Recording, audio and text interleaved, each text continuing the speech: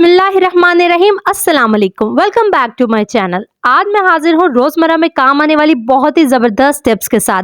तो इसी के साथ अगर नए हैं तो सबसे पहले मेरे चैनल को सब्सक्राइब कर दें और बढ़ते हैं टिप्स की तरफ। ईद नज़दीक है और हम सभी लड़कियां चूड़ियां पहनने वाली हैं, चाहे वो कांच की हों या गोल्ड की हों। चूड़ियां तो हर लड़की की पसंद होती हैं, लेकिन अगर ये चूड़ियां तंग हो तो इनको पहनना बहुत ही ज़्यादा मुश्किल होता है और उससे भी ज़्यादा मुश्किल इनको उतारना होता है। बाज़ औक़ात हम साबुन या तेल लगाकर इनको उतारने की कोशिश करते हैं, जिससे चूड़ियों का बहुत ही ज़्यादा नुकसान होता है। और अगर चूड़ियां कांच की हैं तो वो टूटने की वजह से हमारा हाथ भी बहुत ज़्यादा ज़ख्मी हो जाता है। तो इन तमाम प्रॉब्लम से बचने के लिए आज मैं आपके लिए बहुत ही ज़बरदस्त टिप लेकर आई हूँ। जी हाँ, एक सॉक्स हमारी बहुत ज़्यादा हेल्प करेगी। आपने इस तरीके से एक सॉक्स को अपने हाथ के ऊपर चढ़ा लेना है और फिर तमाम चूड़ियों को एक एक करके इस सॉक्स के ऊपर चढ़ाना है। उसके बाद आपने सॉक्स को हाथ से उतारने की कोशिश करनी है और हल्का हल्का जोर लगाकर आपने इसको उतारते जाना है। इसको उतारने के साथ साथ ही आपके हाथ पर चढ़ी हुई तमाम चूड़ियां भी उतर जाएंगी। तो अब अपनी तंग चूड़ियों को उतारने के लिए यही टिप ट्राई करें। उसके बाद अगर आपने ट्रैवल करना है और उसमें चूड़ियां ले जानी हैं, तो अगर गोल्ड की हैं तो चोरी होने का खदशा होता है और अगर कांच की हैं तो टूटने का खतरा होता है। तो इन तमाम प्रॉब्लम से बचने के लिए एक सॉक्स लें और इस तरीके से चूड़ियों को सॉक्स के अंदर रखें। फिर जैसे मैं चूड़ियों को लपेट कर सॉक्स को बंद कर रही हूँ, आपने भी ठीक इसी तरीके से सॉक्स को बंद करना है। ऐसा करने से आपकी चूड़ियां बहुत ही महफूज रहेंगी। अगर कांच की हैं तो वो बिल्कुल नहीं टूटेंगी और अगर गोल्ड की हैं तो चोर की नजरों में बिल्कुल नहीं आएंगी। क्योंकि ईद नजदीक है, बहुत से चोर बाहर निकलने वाले हैं, तो इस टिप को ट्राई करके चोरों से छुटकारा पाएं। और जब भी मेरी कोई टिप ट्राई करें मुझे नीचे कमेंट बॉक्स में जरूर बताया करें। इसी के साथ चलते हैं अपनी सेकंड टिप की तरफ, जो कि सफाई से रिलेटेड है। गंदे फर्श और दीवारों को हाथ लगाए बगैर साफ करने का ऐसा जबरदस्त जुगाड़ बताने वाली हूँ जो आपकी जिंदगी को आसान कर देगा। घर में मौजूद सिर्फ दो चीजें, एक छोटा वाइपर और एक लोहे का स्पॉन्ज जो कि बर्तनों के लिए आप इस्तेमाल करते हैं, वो लेना है। इस लोहे के स्पॉन्ज को आपने खींच कर खोल देना है और उसके बाद आप दो रबर बैंड ले लें या फिर हेयर पोनी ले लें। उसकी मदद से आपने इस लोहे के स्पॉन्ज को इस वाइपर पर चढ़ा देना है।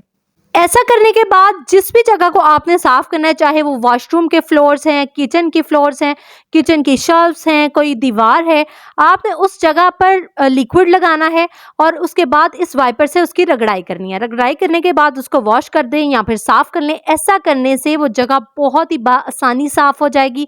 हाथ से आपको बिल्कुल नहीं रगड़ना पड़ेगा। तो अगर टिप पसंद आई है तो वीडियो को लाइक और शेयर जरूर कीजिएगा और बढ़ते हैं अपनी नेक्स्ट टिप की तरफ। ये गर्मियों की स्पेशल टिप है जो कि आपके बहुत से पैसे बचाने वाली है। डिश वॉश लिक्विड का हम बर्तन धोने के लिए तो इस्तेमाल करते ही हैं। मुख्तलिफ कंपनीज के डिश वॉश लिक्विड हम इस्तेमाल करते हैं, लेकिन आज इसका एक बहुत ही अमेजिंग इस्तेमाल मैं आपको बताने वाली हूँ। आपने थोड़ा सा पानी लेना है और उसमें थोड़ा सा अपनी मर्जी से डिश वॉश लिक्विड डाल लेना है, जिस भी कंपनी का लिक्विड आप इस्तेमाल कर रहे हैं।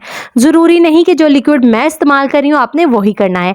आप चाहें तो इसमें थोड़ा सा विनेगर भी शामिल कर लें, अगर नहीं है तो कोई मसला नहीं। सिंपली आप ये पानी तैयार करके रख लें। ये बहुत ही ज़बरदस्त पानी है। इससे आप किचन की शेल्फ्स, रैक्स, चूल्हे और घर में मौजूद बाकी चीज़ों को साफ़ कर सकते हैं। टेबल्स वगैरह साफ़ कर सकते हैं, क्योंकि बाज़ औक़ात कुछ चीज़ों पे, जगहों पे इतनी चिकनाई होती है कि वो साफ़ करना बहुत ही मुश्किल होता है। तो इस लिक्विड किसी स्प्रे बॉटल में डाल लें और जहां पर भी आपको साफ़ करना है इसको सिंपली स्प्रे करें और उस जगह को साफ़ कर लें।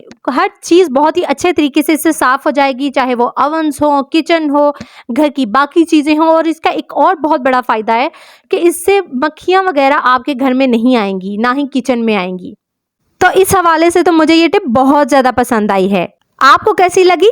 इसको ट्राई करने के बाद मुझे ज़रूर बताइएगा। उसके बाद मेरी नेक्स्ट टिप तो बहुत ही ज़्यादा सरप्राइजिंग है। आज मैं आपको बताऊंगी कि बिना हाथ लगाए, बिना आटा गूंदे आप रोटी कैसे बना सकते हैं। जी हाँ, ये भी मुमकिन है और बहुत ही आसान।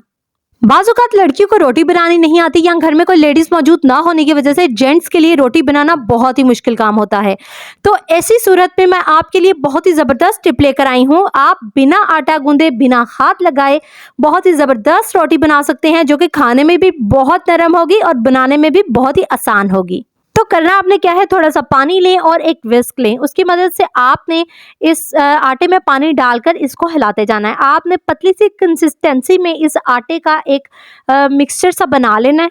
कंसिस्टेंसी आपकी इतनी होनी चाहिए कि ना ही आटा थिक हो और ना ही पानी की तरह पतला हो, मतलब इतना हो कि वो आसानी गिरता जाए। आप यहाँ इस कंसिस्टेंसी को मेरी वीडियो में अच्छे तरीके से देख लें। आपने वीडियो को एंड तक देखने, बिल्कुल स्किप नहीं करना क्योंकि बहुत ही इंपॉर्टेंट पॉइंट्स हैं इसके अंदर। उसके बाद जब भी आपने इस आटे से रोटी को तैयार करना है तो उसके लिए आपने तवे को या तो ऑयल से ग्रीस करना है, लेकिन अगर आप किसी वजह से ऑयल का इस्तेमाल नहीं करना चाहते और बिल्कुल खुश्क रोटी पकाना चाहते हैं तो आपने प्याज का इस्तेमाल करना है। इस्तेमाल कैसे करना है ये आगे चल के मैं आपको बताती हूँ।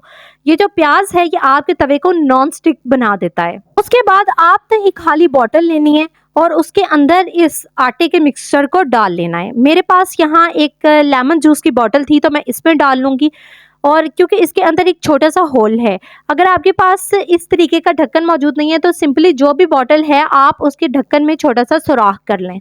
अब यहाँ पर मैंने तवे को अच्छे तरीके से गर्म कर लिया और इस पर मैं रब करूँगी आधा कटा हुआ प्याज, क्योंकि प्याज आपके तवे को नॉन स्टिक टाइप बना देता है।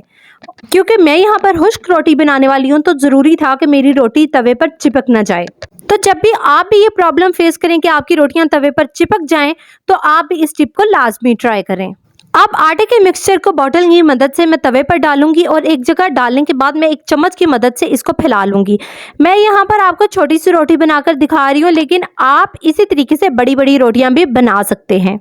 तवे पर डालने के बाद आप देखेंगे कि ये रोटी बिल्कुल भी नहीं चिपकी। जो प्याज हमने तवे पर रब किया था उसकी वजह से ये रोटी तवे पर नहीं चिपकी और ये बाकी रोटियों से ज़्यादा नरम बनी है, ये फूली भी है और बड़े अच्छे तरीके से ये पकी है।